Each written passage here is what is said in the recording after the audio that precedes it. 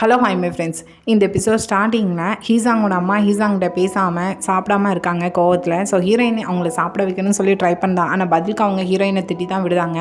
So அப்படியே நெக்ஸ்ட்டே ஒரு ஷாப்புக்கு போகிறாங்க. பின்னாடி ஹீரோயினும் ஃபாலோ பண்ணிகிட்டே போகிறான். அவங்களுக்கும் தெரியுது ஹீரோயின் ஃபாலோ பண்ணிட்டு வந்திருக்கான்னு சொல்லிட்டு அங்கே இருக்கிற ஒரு சர்வரை விட்டு ஹீரோயினை கூப்பிட்டு, நீ என்னை ஃபாலோ பண்ணிகிட்டே வந்திருக்கேன், நீ ஃபுல்லாக உனக்கு என்ன வேணுமோ ஆர்டர் பண்ணி சாப்பிடு அப்படின்னு சொல்லும்போது ஹீரோயினும் நான் ஆர்டர் பண்ணுறேன், ஆனால் என் கூட சேர்ந்து நீங்களும் சாப்பிடணும் அப்படின்னு சொல்லும்போது பதிலுக்கு ஹீசாங்கோட அம்மா என்னென்னா, இங்கே பாரு, நான் உன்ட்ட நிறைய டைம் சொல்லிட்டேன், உன்னை எனக்கு சுத்தமாகவே பிடிக்கலை, ஆனால் நீ என்கிட்ட இப்படி நடந்துக்கிடுறேன், நான் இது எல்லாம் செய்கிறது என்னோடய பையனுக்காக தான், ஆனால் அவனே என்னை புரிஞ்சுக்கிடாமல் என் மேலே கோவப்பட்டு என்கிட்ட வந்து பேசாமல் இருக்கான், என்னோடய ஹஸ்பண்ட் விட என்னை டிவோர்ஸ் பண்ணணும்னு சொல்லிட்டு இருக்காங்க, என்ன பண்ணுறதுனே தெரியலன்னு சொல்லிட்டு ஃபீலிங்காக பேச பதிலுக்கு ஹீரோயின் என்னென்னா, ஆக்சுவலாக நான் ஒரு இடத்துல வேலை பார்க்குறப்போ போகிற வழியில் ஒரு ஷாப் முன்னாடி 4-5 நாய்ங்க இருக்கும்.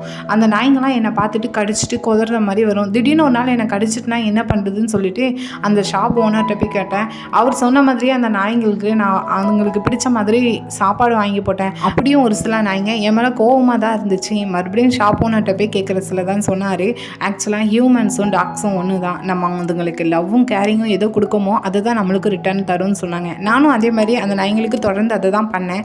பதிலுக்கு அதுங்களும் என்கிட்ட நார்மல் ஆகிட்டு அப்படின்னு சொல்லும்போது ஹீசாங்கோட அம்மாவுக்கும் புரியுது, நம்ம பையன்கிட்ட நம்ம கோவமாக நடந்துக்கிட்டோம், அதான் நம்ம மேலே கோவமாக இருக்கான், ஆனால் ஹீரோயின் நம்மகிட்ட நல்லா கேரிங்காக இருக்கா, பதிலுக்கு அவளும் கேரிங்கை எதிர்பார்க்காங்கிறது நல்லா புரியுது. ஹீரோயினும் சரி நான் சொல்ல வேண்டியது சொல்லிட்டேன் அப்படின்னு சொல்லிட்டு இதுக்கு மேலே என்ன பேசணும்னு தெரியாமல் அந்த இடத்துலேருந்து ஓடிடுதா. அப்படி இன்னொரு பக்கம் இங்கே ஹீரோவை பார்த்தோன்னா மீட்டிங் நடந்துட்டு இருக்கு ஆஃபீஸில்.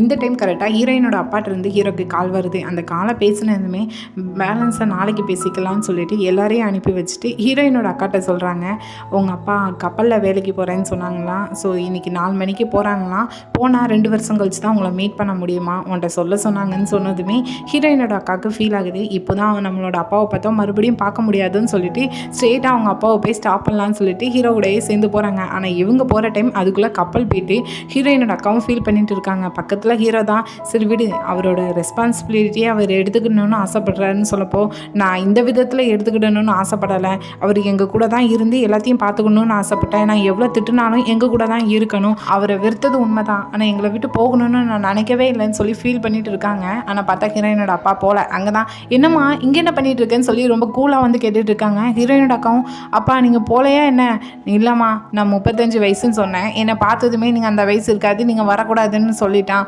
அப்படின்னு சொல்லிட்டு ஹீரோவை பார்த்துட்டு, எப்பா அன்றைக்கி நான் உனக்கு கொஞ்சம் காசு தந்தோம்ல, அந்த காசை கொஞ்சம் ரிட்டன் தரியா, எனக்கு தேவைப்படுதுன்னு சொல்லும்போது ஹீரோயினோட அக்காவுக்கு கூட கொஞ்சம் கோவம் வருது. ஸோ ஹீரோயினோட அப்பா கூட மறுபடியும் சண்டை போட்டுட்டு இருக்காங்க. ஸோ அப்படி இன்னொரு பக்கம் ஹீசாங்கோட அம்மாவை பார்த்தோன்னா ஒரு வழியாக திருந்திட்டாங்க போல். ஏன்னா இப்போது ஹீரோயின் கூட ஹீசாங் கூடயே தான் சாப்பிட்டுட்டு இருக்காங்க. அப்போ போல் ஹீசான்டே சொல்கிறாங்க, தப்பு என் மேலே தான், உங்கள் அப்பாவை ரொம்பவே நான் காயப்படுத்தியிருக்கேன், ஸோ இப்போ எனக்கு எல்லாமே புரியுது, எல்லாமே ஹீரோயின் சொல்லி தந்ததுனால தான், இவள் ரொம்பவே வித்தியாசமான ஒரு பொண்ணாக இருக்கா, நான் இவளை பற்றி ரொம்ப தப்பாக நினச்சிட்டேன், ஆனால் ஃபஸ்ட்டு ஹீரோ இங்கே வந்ததுமே ஹீரோயினை பற்றி என்கிட்ட சொன்னான், அவள் ரொம்ப நல்ல பொண்ணு, போக போக புரிஞ்சுக்கிடுவீங்கன்னு சொல்லிட்டு, அது உண்மை தான் அப்படின்னு சொன்னதுமே ஹீரோ தன்னை பற்றி இவ்வளோ சொல்லியிருக்காங்கன்னு சொல்லிட்டு ஹீரோயினுக்கே கொஞ்சம் ஆச்சரியமாக தான் இருக்குது. இதுக்கு பக்கத்தில் ஹீசாங்கும் நோட் பண்ணுறான். அப்படியே ஹீசாங்கை பார்த்துட்டு இவள் ரொம்ப நல்ல பொண்ணு, இவளை நல்லா பார்த்துக்கோன்னு வேற ஹீசாங்கிட்ட சொல்லிட்டு இருக்காங்க. ஃபைனலாக இவங்க எல்லாருமே ஒன்று சேர்ந்துட்டாங்கன்னா அப்படி இங்கே ஹீரோவோட ஆஃபீஸில் பார்த்தோன்னா ஃபஸ்ட்டு ஹைஃபா வந்து ஹீரோக்கு ஏதோ புக்கே கொடுக்கலான்னு சொல்லிட்டு வந்திருக்கான். அப்படி ஹீரோவோட டேபிளில் பார்க்குறப்போ ஒரு பிங்க் கலர் கிறிஸ்டல் பால் இருக்குது. ஆக்சுவலாக அது ஹீரோவோட அப்பா தான்,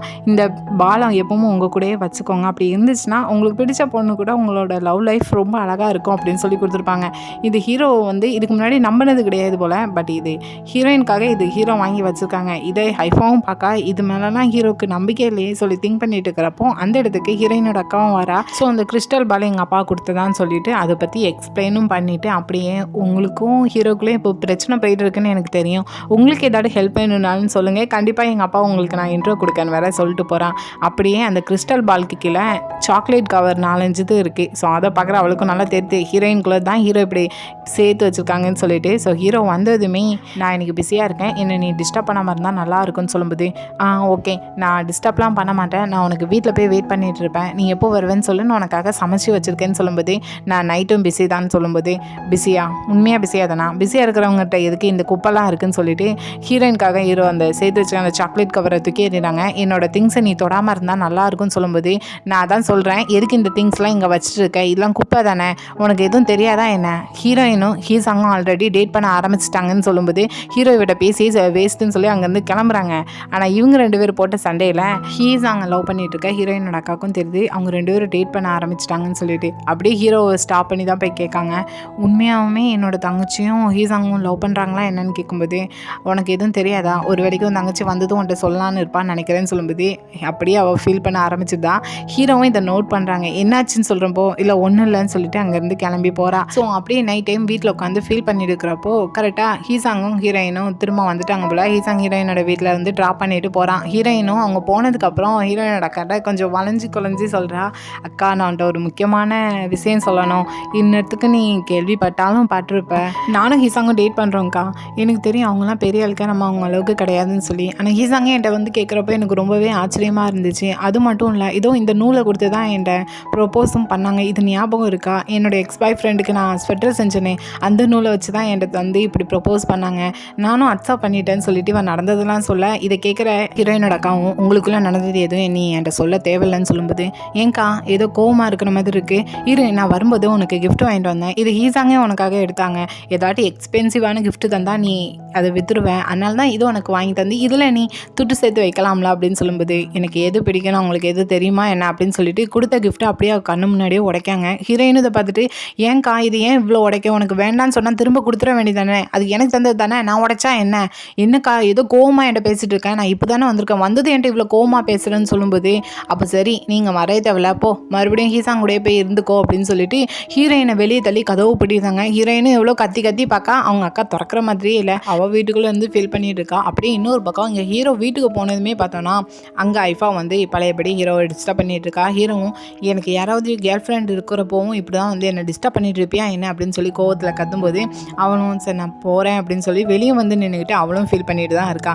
இங்கே ஹீரோயினை பார்த்தோன்னா ரொம்ப நேரம் வெயிட் பண்ணி பார்த்தா அவங்க அக்கா ஓப்பன் பண்ணலன்னு சரி ஹீசாங்கே கால் பண்ணுவோன்னு சொல்லிட்டு ஹீசாங்க்கு கால் பண்ணுறா. பட் ஃபோன் நாட் ரீச்சபிள்னு வருது. சரின்னு சொல்லிட்டு ஃப்ரெண்டுக்கு தான் கால் பண்ணுறா. அந்த ஃப்ரெண்டை பார்த்தோன்னா பாய் ஃப்ரெண்டு கூட அவுட்டிங் எங்கேயோ போயிருக்கா, வரதுக்கு லேட்டாகும்னு சொல்கிறான். இப்போ ஹீரோயினுக்கு வேறு வழி இல்லை, சரின்னு சொல்லிட்டு ஹீசாங்கோட ஆஃபீஸில் போய் ஹீசாங் இருக்காங்களான்னு சொல்லி போய் பார்க்க. ஆனால் அங்கே ஹீசாங் எல்லாம் எல்லாமே டோர் க்ளோஸ் ஆகிருக்கு, என்ன பண்ணணும்னு தெரியல, ஃபோனில் பேட்டரி வேறு கம்மியாக தான் இருக்குது.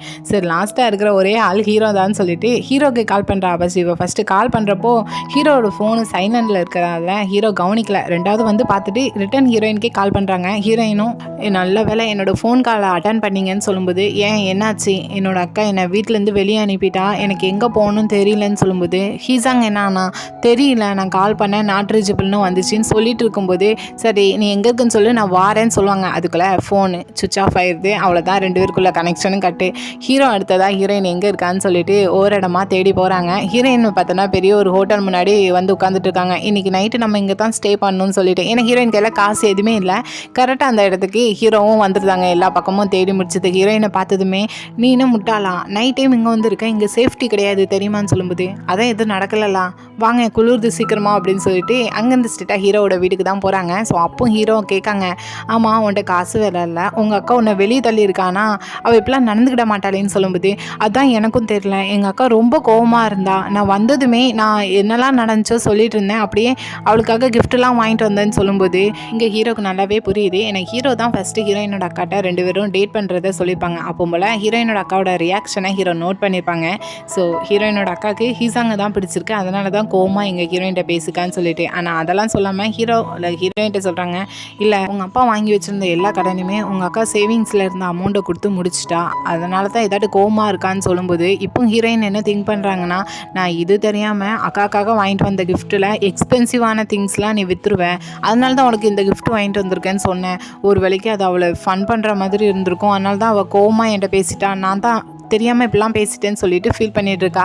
ஹீரோவும் சரி ஃபீல் பண்ணாத எல்லாமே சரியாயிருன்னு சொல்லிட்டு ஆறுதல் படுத்திட்டு இருக்காங்க. அப்படியே இன்னொரு பக்கம் ஹீசாங்க பார்த்தோன்னா ஃபோன் பண்ணும்போது ஏன் ஃபோன் நாட் ரீச்சபிள்னு வருதுன்னு பார்த்தோன்னா ஹைஃபா கூட இருக்காங்க. இவ ஹீரோட்ட சண்டை போட்டுட்டு அடுத்ததாக ஸ்ட்ரெயிட்டாக ஹீசாங்கிட்ட தான் வருவாப்பில். இப்போ கூட வந்துட்டு நடந்ததை பற்றி தான் சொல்லி அழுதுட்டு இருக்கா. பதிலுக்கு ஹீசாங்கும் ஹீரோக்கு மேலே இருந்த ஃபீலிங் இப்போ இல்லை. ஸோ நீ மூவ் ஆன் பண்ணுறது தான் நல்லதுன்னு சொல்கிறதுக்கு, என்னால் மூவ் ஆன்லாம் பண்ண முடியாது என்கிட்ட அப்படிலாம் சொல்லாத, நான் உனக்காக எதுனாலும் செய்யறதுக்கு ரெடியாக இருக்கேன், என் மேலே இருந்த ஃபீலிங்ஸ் அது எப்படி போகும்? அதுவும் இப்போ கொஞ்ச நாள்ல மீட் பண்ண ஹீரோயினால் அப்படி ஹீரோயின் என்ன தான் செஞ்சா அவனோட மனசை மாற்றுறதுக்குன்னு சொல்லிட்டு அவள் அழுதுட்டுருக்கா. இதை பார்க்குற ஹீசாங்கும் ஹீரோயின் அப்படி கிடையாதுன்னு சொல்ல வரான், ஆனால் எதுவும் சொல்லலை. ஆனால் இதை அவள் நோட் பண்ணிவிட்டு, என்ன உனக்கும் ஹீரோயின் மேலே ஏதாவது ஃபீலிங்ஸ் இருக்கா? அப்படிலாம் இருக்கக்கூடாது, அவன் மேலே உனக்கு எந்த ஃபீலிங்ஸும் வரக்கூடாது, எனக்குன்னு இப்போ இருக்கிறது நீ மட்டும்தான், அவன் மேலே உனக்கு எந்த ஃபீலிங்ஸும் வரக்கூடாதுன்னு சொல்லிட்டு இவள் அழுதே எல்லா காரியத்தையும் சாதிக்கிறதுல கரெக்டாக இருக்கா. ஸோ அப்படியே நெக்ஸ்ட்டு இங்கே ஹீரோயினுக்கு ஃபீவராக இருக்குது. ஸோ ஹீரோவா நான் உன்னை கொண்டு போய் விட்டுருதேன் ஹாஸ்பிட்டலுக்குன்னு சொல்லும்போது, இல்லை வேண்டாம் நான் ஹீசாங்க்கு கால் பண்ணுறேன், அவங்க என்னை கூட்டிகிட்டு போவாங்கன்னு சொல்லும்போது, நான் போகிற வழியில் தான் இருக்குது, ரொம்ப லேட் ஆகாது, நானே கூட்டிகிட்டு போகிறேன்னு சொல்லிட்டு கூட்டிகிட்டு போகிறாங்க. ஆனால் வெளியே பார்த்தோன்னா அந்த டைம் தான் கரெக்டாக ஹீசாங்கும் இங்கே ஹைஃபாவை ட்ராப் பண்ணலான்னு சொல்லிட்டு ஹீரோ வீட்டுக்கு வெளியே நிற்பாங்க. ஸோ 4 பேரும் ஒரே இடத்துல மீட் பண்ணிக்கிறாங்க. ஸோ அதுக்கப்புறம் ஹீரோட வீட்டிலே பிரேக்ஃபாஸ்ட் சாப்பிட்லான்னு சொல்லிட்டு 4 பேரும் இருக்காங்க. அப்போம்போல ஹீரோயின்னா, நான் ஆல்ரெடி நேற்று நைட்டே ஃப்ரிட்ஜில் பார்த்தேன், முட்டையும் பாலும் கம்மியாக தான் இருக்குதுன்னு சொல்லும்போது, நேற்று நைட்டும் நீங்கள் தான் ஸ்டே பண்ணியா என்னன்னு சொல்லி ஹைஃபா கேட்குறதுக்கு ஹீரோயினும் ஆமான்னு சொல்லி வருவாங்க. அதுக்குள்ளே ஹீரோவே நேற்று நைட்டு அவளுக்கும் அவள் அக்காவுக்கும் சண்டை, அவள் அக்கா வீட்டை விட்டு வெளியே அனுப்பிட்டா. அனுப்புனதுமே ஹீசாங்க்கு கால் பண்ணியிருக்கான், ஹீசான் ஃபோன் காலாக பிக்கப் பண்ணலை அப்படின்னு சொல்கிறாங்க. அதுக்கப்புறம் தான் ஹீசாங்கும் ஃபோனை எடுத்து செக் பண்ணி பார்க்கான், என் ஃபோனில் சார்ஜ் இல்லை, நானும் கவனிக்கலை அப்படின்னு சொல்கிறான். சரி, ஹைஃபாவும் அப்படியே குக் பண்ண பேர் தான். இப்போ ஹீரோயின் இவங்க கூட வந்து உட்காந்துட்டு இருப்பா. இப்போ ஹீரோயின் என்ன கொஞ்சம் கோவத்தில், உனக்கு ஃபீவர் தானே, அதை ஹீசாங்கிட்ட சொல்லு அப்படின்னு சொல்லும்போது, ஹீசாங்கும் உனக்கு ஃபீவரா, என்னாச்சு, நல்லா தானே இருந்தேன்னு சொல்லி கேட்கும்போது, இல்லை நம்ம அங்கேருந்து இங்கே வந்தோம்ல அதனால ஃபீவர் வந்துட்டுன்னு நினைக்கிறேன் அப்படின்னு சொல்லும்போது, எனக்கு ஒன்றும் அப்படி தோணலையே, நேற்று நைட்டு ரொம்ப நேரம் நீ அந்த வெளியே இருந்ததில் அந்த குளிரில் தான் உனக்கு ஃபீவர் வந்துட்டுன்னு நினைக்கிறேன் அப்படின்னு சொல்லும்போது, ஹீசாங்கும் இதை கவனிச்சுட்டு தான் இருக்கான். ஸோ அப்படியே கொஞ்ச நேரத்தில் இவங்க சாப்பிட போகும்போது ஹீரோயினை பார்த்துட்டு, உன்னோட ஃபோன் மேலே இருக்குன்னு நினைக்கிறேன், போய் எடுத்துகிட்டு வான்னு சொல்லிட்டு ஹீரோயினை அனுப்பி வச்சுட்டு ஹீசாங்கிட்ட தான் பேசுகிறாங்க. நீ தப்பாக ஏதோ மிஸ் அண்டர்ஸ்டாண்டிங் பண்ணிக்கிறாத, நேற்று உனக்கு தான் கால் பண்ணா, அதுக்கப்புறம் தான் எனக்கு கால் பண்ணா, ஸோ அதனால தான் நான் இங்கே கூட்டிகிட்டு வர வேண்டியதாக இருந்துச்சு, நீ உன்னோட கேரிங்கை கொஞ்சம் ஹீரோயின் பக்கம் திருப்பினா நல்லாயிருக்கும், ஏன்னா அவள் உன்னோட கேர்ள் ஃப்ரெண்டுன்னு சொல்லி கொஞ்சம் அழுத்தி சொல்கிறாங்க. எனக்கு ஹீரோக்கு தெரியுது நேற்று நைட்டு ஹைஃபா கூட தான் ஹீசாங்கும் இருந்திருக்கான்னு சொல்லிட்டு, ஸோ அதனால தான் அப்படி சொல்கிறாங்க. ஸோ அப்படியே கொஞ்சம் நேரத்தில் சாப்பிட்டு முடிச்சுட்டு ஹீரோயினும் ஹீசாங்கும் போய்த்தாங்க. அப்படியே போயிட்டு இருக்கிறப்போ ஹீரோயினும் எக்ஸ்பிளைன் பண்ணுறா, நான் ஃபஸ்ட்டு உங்களுக்கு தான் கால் பண்ணேன், ரெண்டாவது என் ஃப்ரெண்டுக்கு கால் பண்ணால் யாருமே இல்லைன்னு ஒன்று தான் நான் ஹீரோக்கு கால் பண்ணி அவங்களோட வீட்டில் போய் ஸ்டே பண்ணேன்னு சொல்லும்போது, நீ இதை பற்றிலாம் என்கிட்ட எக்ஸ்பிளைன் பண்ணணும்னு அவசியம் கிடையாது, நான் தப்பாக எதுவும் மிஸ் அண்டர்ஸ்டாண்டிங் பண்ணிக்கிட மாட்டேன், நீ அந்த மாதிரி டைம்லாம் ஹீரோட வீட்டில் ஸ்டே பண்ணது நல்லது தான் சொல்லி சிம்பிளாக முடிச்சிருந்தாங்க. அதாவது இதே இடத்துல வேறு ஏதாவது ஒரிஜினலாக அவன் மேலே ஃபீலிங் வச்சுருந்த ஒரு பையன் இருந்திருந்தானா கண்டிப்பாக இந்த இடத்துல ஜெல்லஸ் ஆகிருப்பாங்க. அதை தான் ஹீரோயினும் திங்க் பண்ணுறாங்க. கூடவே இவங்களும் ஹைஃபாவும் எதுக்கும் ஒன்றா வந்தாங்கிறத என்கிட்ட எக்ஸ்பிளைன் பண்ண மாட்டுறாங்க, நான் அதை நினச்சி எதுவும் கவலைப்படுவேனான்னு அவங்க திங்க் பண்ணலையே அப்படின்னு சொல்லி ஹீரோயின் கொஞ்சம் ஃபீல் பண்ணிகிட்டு இருக்கா.